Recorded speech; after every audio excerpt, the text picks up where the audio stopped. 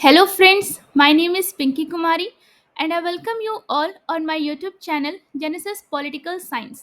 आज हम बात करेंगे चैप्टर 6 के बारे में जिसका टाइटल है एनवायरनमेंट एंड नेचुरल रिसोर्सेज और यह इस चैप्टर का पार्ट 4 है। आपसे मेरा ये रिक्वेस्ट है कि इस वीडियो को देखने से पहले आप इसका पार्ट 1, पार्ट 2 और पार्ट 3 ज़रूर देखें और हम फॉलो कर रहे हैं आपकी NCERT text book that is contemporary world politics. चलिए हम इस चैप्टर को एक सिंपल और इजी तरीके से समझने की कोशिश करते हैं डायरेक्ट आपके एनसीईआरटी टेक्स्ट बुक के पेजेस को रीड करके। आपसे मेरा ये रिक्वेस्ट है कि इस वीडियो को जब भी देखें आप अपने एनसीईआरटी टेक्स्ट बुक के साथ बैठें। सबसे पहले हम बात करेंगे पेज नंबर 88 के बारे में और जो सबसे पहली हेडिंग है वो है India's stand on environmental issues. इसका मतलब हुआ कि आप कह सकते हैं पर्यावरणीय मुद्दों पर भारत का रुख। India signed and ratified the 1997 Kyoto Protocol in August 2002। आप कह सकते हैं भारत ने मतलब इंडिया ने अगस्त 2002 मतलब अगस्त 2002 में 1997 के क्योटो प्रोटोकॉल पर हस्ताक्षर किए मतलब कि साइन किया और उसे अनुमोदित किया। अनुमोदित किया मतलब कि और उसे रेटिफाइड किया। यहाँ पे जो वर्ड है रेटिफाइड आप उसे हिंदी में कह सकते हैं प्रमाणित करना या फिर मंजूर करना या फिर पुष्टि करना। India, China, and other developing countries were exempt from the requirements of the Kyoto Protocol। आप कह सकते हैं भारत मतलब इंडिया, चीन मतलब चाइना और अन्य विकासशील देशों मतलब एंड अदर डेवलपिंग कंट्रीज को क्योटो प्रोटोकॉल की आवश्यकताओं मतलब कि रिक्वायरमेंट्स से छूट दी गई थी मतलब कि उन्हें एग्जेम्प्ट किया गया था because their contribution to the। अब हम बात करेंगे पेज नंबर 89 के बारे में। Emission of greenhouse gases during the industrialization period that is believed to be causing today's global warming and climate change was not significant। आप कह सकते हैं कि क्योंकि औद्योगिकीकरण मतलब कि इंडस्ट्रियलाइजेशन के दौर में मतलब इंडस्ट्रियलाइजेशन के पीरियड में ग्रीन हाउस गैसेस के उत्सर्जन मतलब कि एमिशन में उनका योगदान मतलब कि उनका कंट्रीब्यूशन महत्वपूर्ण नहीं था मतलब वाज नॉट सिग्निफिकेंट, जिसे आज के वैश्विक ऊष्मीकरण और जलवायु परिवर्तन का कारण माना जाता है। मतलब आप कह सकते हैं that is believe to be causing today's global warming. Global warming को हिंदी में कहते हैं वैश्विक ऊष्मीकरण and climate change. Climate change को हिंदी में कहते हैं जलवायु परिवर्तन। However, the critics of the Kyoto Protocol point out that sooner or later, both India and China, along with other developing countries, will be among the leading contributors to greenhouse gas emissions। इसका मतलब हुआ कि आप कह सकते हैं हालांकि Kyoto protocol के आलोचक मतलब कि क्रिटिक्स यह इंगित करते हैं मतलब यह पॉइंट आउट करते हैं कि जल्द या देर से मतलब सूनर और लेटर भारत और चीन मतलब इंडिया एंड चाइना सहित अन्य विकासशील देश मतलब कि developing countries green house gas उत्सर्जन मतलब ग्रीन हाउस गैस एमिशंस में प्रमुख योगदानकर्ताओं मतलब कि लीडिंग कंट्रीब्यूटर्स में शामिल होंगे। At the G8 meeting in June 2005, India pointed out that the per capita emission rates of the developing countries are a tiny fraction of those in the developed world। इसका मतलब हुआ कि आप कह सकते हैं जून 2005 मतलब जून 2005 में G8 की बैठक मतलब G8 की मीटिंग में भारत मतलब इंडिया ने यह बात रखी कि विकासशील देशों मतलब कि डेवलपिंग कंट्रीज की प्रति व्यक्ति उत्सर्जन मतलब पर कैपिटा एमिशन दर मतलब कि रेट्स विकसित देशों मतलब डेवलप वर्ल्ड की तुलना में बहुत ही कम है। Following the principle of common but differentiated responsibilities, India is of the view that the major responsibility of curbing emission rests with the developed countries, which have accumulated emissions over a long period of time. आप कह सकते हैं कि समान लेकिन विभेदित जिम्मेदारियों मतलब कि कॉमन बट डिफरेंशिएटेड रिस्पॉन्सिबिलिटीज के सिद्धांत मतलब प्रिंसिपल का पालन करते हुए भारत मतलब कि इंडिया का यह मानना है कि उत्सर्जन उत्सर्जन मतलब कि आप कह सकते हैं उत्सर्जन को रोकने मतलब कि कर्बिंग एमिशन रोकने की प्रमुख जिम्मेदारी मतलब कि आप कह सकते हैं कि इसकी मेजर रिस्पॉन्सिबिलिटी विकसित देशों की है मतलब कि डेवलप्ड कंट्रीज की है जिन्होंने लंबे समय से उत्सर्जन जमा किया है मतलब कि which have accumulated emissions over a long period of time. अब हम बात करेंगे इस पेज पे दिए गए इमेज में जो इंफॉर्मेशन लिखा है उसके बारे में।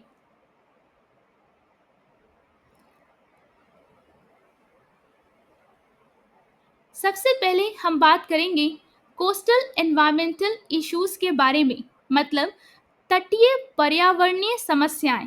कोस्टल को हिंदी में कहते हैं तटीय, एनवायरमेंटल इश्यूज मतलब पर्यावरणीय समस्याएं। फर्स्ट पॉइंट है over exploitation of fish and marine life. आप कह सकते हैं कि मछलियों मतलब कि फिश और समुद्री जीवन मतलब कि मरीन लाइफ का अत्यधिक दोहन मतलब कि आप कह सकते हैं ओवर एक्सप्लॉयटेशन। सेकेंड पॉइंट है degradation of sea bed and fish population due to dredging. इसका मतलब हुआ कि ड्रेजिंग ड्रेजिंग का मतलब होता है समुद्री तल। समुद्री तल को हिंदी इंग्लिश में कहते हैं सी बेड मतलब समुद्री तल की खुदाई अर्थात ड्रेजिंग के कारण समुद्री तल मतलब सी बेड और मछलियों मतलब कि फिश की संख्या में कमी मतलब उनके पॉपुलेशंस में कमी। अब हम बात करेंगे थर्ड पॉइंट के बारे में degradation of mangroves due to surge in demand of fish prawns.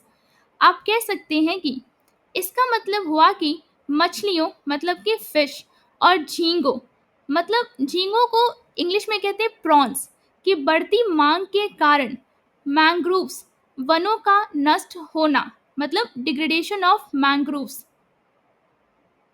अब हम बात करेंगे फोर्थ पॉइंट के बारे में अ considerable fraction of an untreated sewage water is dumped into the ocean. आप कह सकते हैं कि बिना शुद्ध किया गया सीवेज जल बड़ी मात्रा में समुद्र में डाला जाता है। अब हम बात करेंगे फिफ्थ पॉइंट के बारे में terrestrial pollutants carried in by reverse. इसका मतलब हुआ कि नदियों मतलब रिवर्स द्वारा लाए गए स्थल प्रदूषक मतलब टेरेस्ट्रियल पॉल्यूटेंट्स। अब हम बात करेंगे सिक्स पॉइंट के बारे में ओवर मैकेनाइजेशन मतलब कि अत्यधिक मशीनीकरण। अब हम बात करेंगे सेवेंथ पॉइंट के बारे में pollution from industry along the coast. आप कह सकते हैं तटीय क्षेत्रों में उद्योगों उद्योगों मतलब कि इंडस्ट्री से होने वाला प्रदूषण मतलब पोल्यूशन। अब हम बात करेंगे एट्थ पॉइंट के बारे में effluent from aquaculture farms pollute the surrounding marine environment। इसका मतलब हुआ कि मत्स्य पालन या फिर आप कह सकते हैं एक्वाकल्चर फार्म्स से निकलने वाला अपशिष्ट आसपास के समुद्री पर्यावरण मतलब कि सराउंडिंग मरीन एनवायरनमेंट को प्रदूषित करता है मतलब कि पल्यूट करता है। अब हम बात करेंगे इसी इमेज में दिए गए सेकेंड इंफॉर्मेशन के बारे में फिश लॉज मतलब कि आप कह सकते हैं मत्स्य कानून। International regulations law of the sea, इसका मतलब हुआ कि समुद्र के अंतर्राष्ट्रीय नियम कानून। Coastal countries have sovereign rights over a 200 nautical mile exclusive economic zone, जिसे हम शॉर्ट में कहते हैं EEZ ऑफ द कोस्ट। इसका मतलब हुआ कि आप कह सकते हैं तटीय देशों मतलब कोस्टल कंट्रीज को तट से 200 समुद्री मील मतलब कि 200 नॉटिकल माइल तक के विशेष आर्थिक क्षेत्र मतलब कि एक्सक्लूसिव इकोनॉमिक जोन, जिसे हम शॉर्ट में कहते हैं EEZ, पर संप्रभु अधिकार प्राप्त है मतलब कि उनके पास सोवरेन राइट्स है। They are also bound by it to prevent and control marine pollution। आप कह सकते हैं वे समुद्री प्रदूषण मतलब कि मरीन पोल्यूशन को रोकने और नियंत्रित करने मतलब कि प्रिवेंट एंड कंट्रोल करने के लिए भी इसके अधीन होते हैं।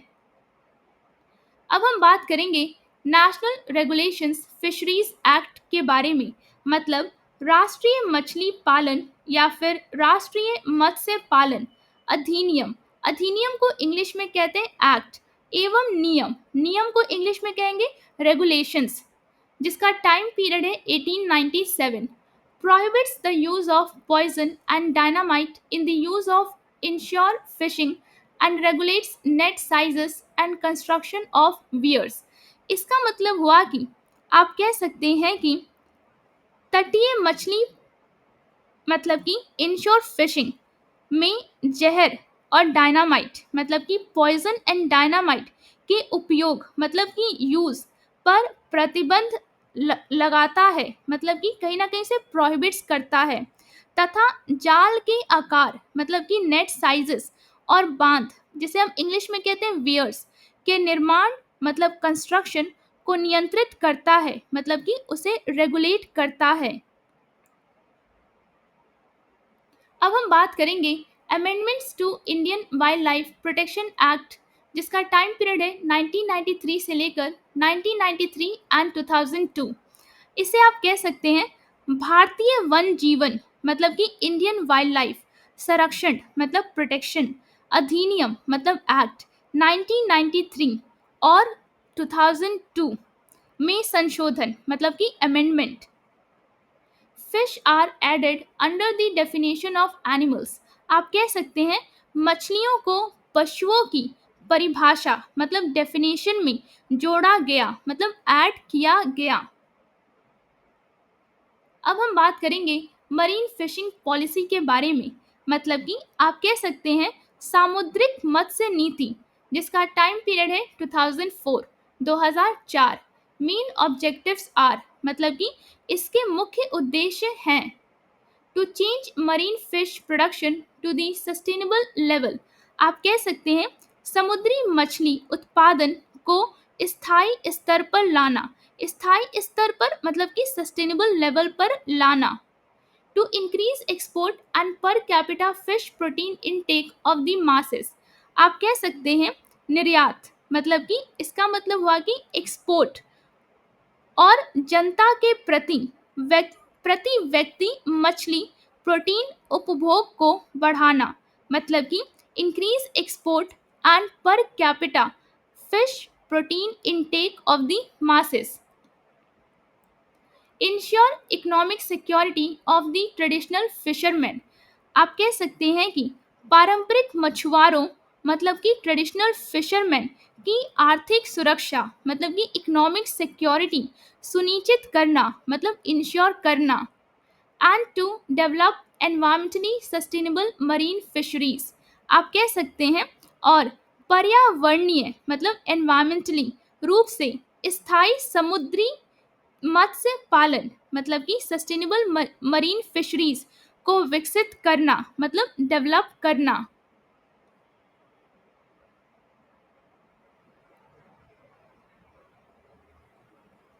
India's international negotiating position relies heavily on principles of historical responsibility as enshrined in UNFCCC।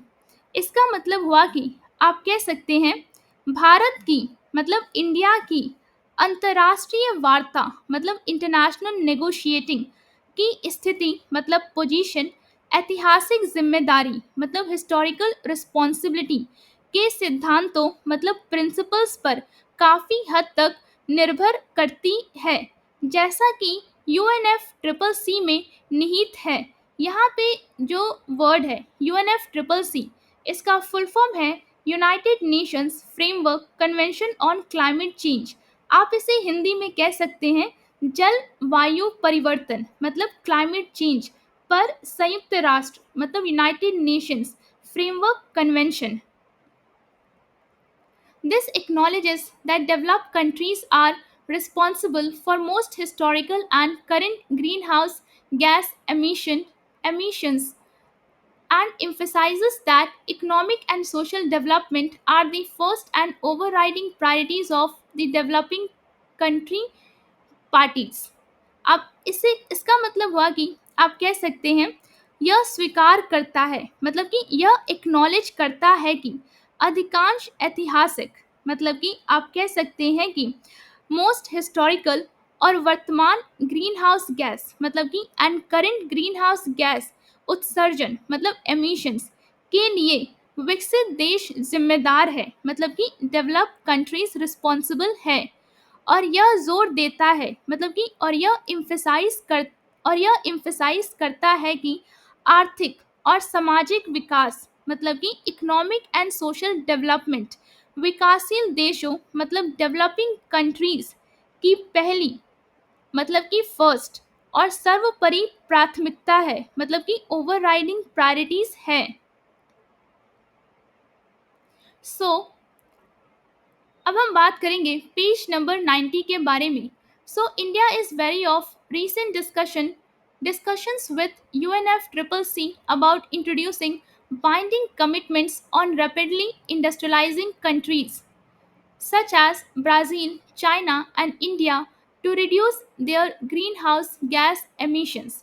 आप कह सकते हैं कि इसीलिए भारत मतलब इंडिया UNFCCC के भीतर हाल की चर्चाओं मतलब कि रीसेंट डिस्कशंस को लेकर सतर्क है, जिनमें तेजी से औद्योगिकीकरण मतलब कि आप कह सकते हैं रैपिडली इंडस्ट्रियलाइजिंग कर रहे देशों मतलब कि कंट्रीज जैसे ब्राज़ील, चीन और भारत मतलब कि इंडिया मतलब आप कह सकते हैं ब्राज़ील, चाइना एंड इंडिया पर ग्रीन हाउस गैस उत्सर्जन मतलब कि ग्रीन हाउस गैस एमिशंस घटाने के लिए बाध्यकारी प्रतिबद्धताएं लागू करने की बात की जा रही है।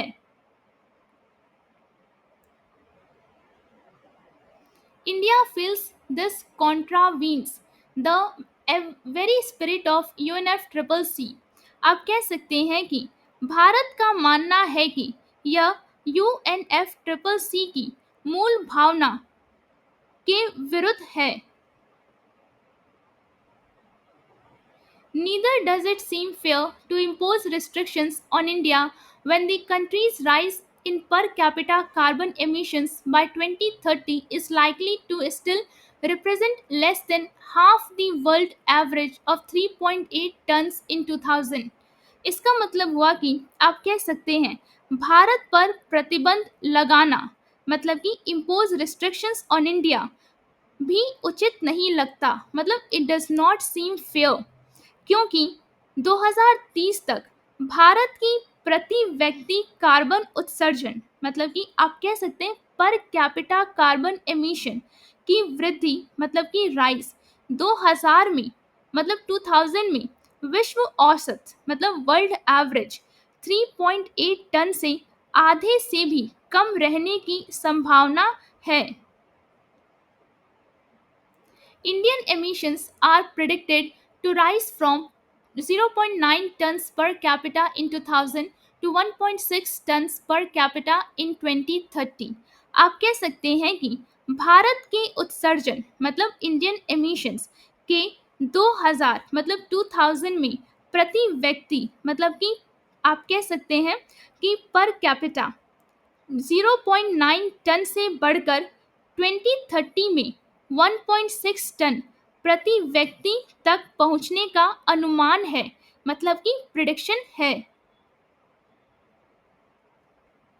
The Indian government is already participating in global efforts through a number of programs.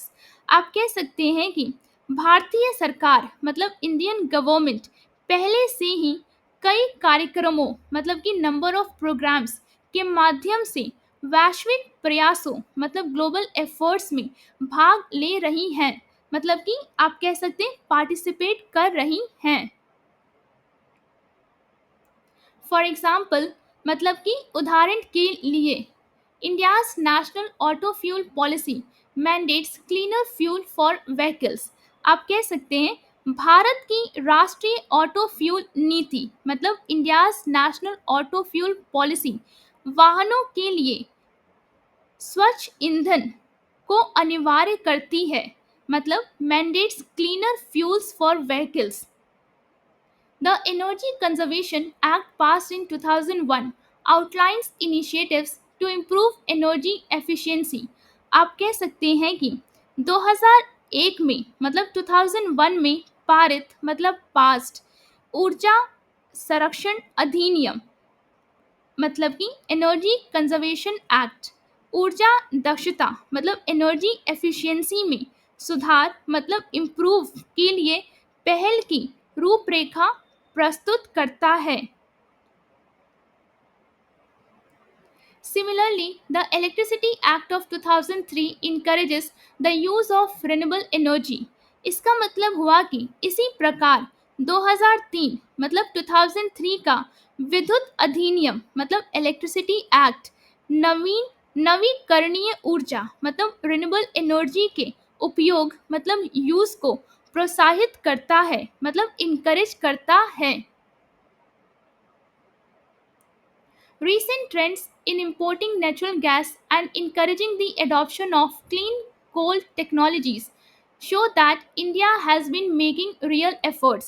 आप कह सकते हैं कि प्राकृतिक गैस मतलब नेचुरल गैस के आयात मतलब कि इंपोर्ट और स्वच्छ कोयला तकनीकों मतलब कि आप कह सकते हैं क्लीन कोल टेक्नोलॉजीज को अपनाने मतलब कि एडॉप्शन को प्रोत्साहित करने मतलब कि इनकरेज करने की हाल की प्रवृत्तियां दिखाती हैं, मतलब कि आप कह सकते हैं रीसेंट ट्रेंड्स को दिखाती हैं कि भारत मतलब कि इंडिया वास्तविक प्रयास कर रहा है, मतलब कि India has been making real efforts. The government is also keen to launch a national mission on biodiesel using about 11 million hectares of land to produce biodiesel by 2011 to 2012. इसका मतलब हुआ कि आप कह सकते हैं सरकार मतलब गवर्नमेंट 2011 से लेकर 2012 तक लगभग 11 मिलियन हेक्टेयर्स भूमि मतलब कि लैंड का उपयोग करके मतलब कि आप कह सकते हैं कि यूज करके बायोडीजल उत्पादन मतलब कि आप कह सकते हैं कि बायोडीजल का प्रोडक्शन हेतु एक राष्ट्रीय बायोडीजल मिशन मतलब कि नेशनल मिशन ऑन बायोडीजल शुरू करने मतलब कि लॉन्च करने के लिए भी उत्सुक है। India ratified the Paris climate agreement on 2 अक्टूबर 2016। आप कह सकते हैं कि भारत ने 2 अक्टूबर 2016 को पेरिस जलवायु समझौते मतलब पेरिस क्लाइमेट एग्रीमेंट की पुष्टि की मतलब कि उसे रेटिफाइड किया। And India has one of the largest renewable energy programmes in the world. आप कह सकते हैं कि और भारत मतलब इंडिया के पास विश्व मतलब कि वर्ल्ड के सबसे बड़े नवीकरणीय ऊर्जा मतलब कि रिन्यूएबल एनर्जी कार्यक्रमों मतलब प्रोग्राम्स में से एक है। A review of the implementation of the agreements at the Earth Summit in Rio was undertaken by India in 1997। आप कह सकते हैं कि 1997 में भारत मतलब कि इंडिया ने रियो में हुए अर्थ समिट जिसे हम कहते हैं पृथ्वी शिखर सम्मेलन में किए गए समझौतों मतलब एग्रीमेंट्स के क्रिया क्रियान्वयन मतलब इम्प्लीमेंटेशन की समीक्षा की मतलब कि उसे रिव्यू किया। One of the key conclusions was that there had been no meaningful progress with respect to transfer of new and additional financial resources and environmentally sound technology on concessional terms to developing nations।